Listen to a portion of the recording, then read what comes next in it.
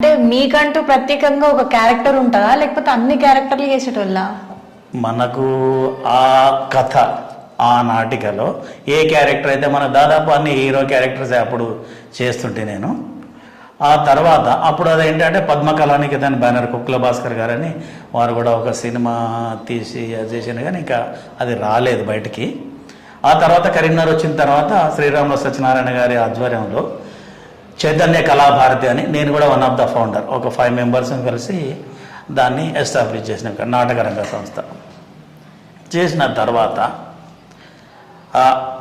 ప్రతి నెల ఒక నాటిక సతన్న ముద్దుగా మేము పిలుచుకునే అన్న సతన్న పేరు మీద ప్రతి నెల తనే రాస్తుండే ఒక నాటిక. అప్పుడు 30 రూపాయలు ఇయర్లీ 50 రూపాయలు అనుకుంటా ఒక బుక్ ప్రింట్ చేసి అందరు ఫ్రెండ్స్ దగ్గరికి పెద్దవాళ్ళ దగ్గరికి తీసుకెళ్ళి వాళ్ళకి ఇచ్చేసి ఒక 50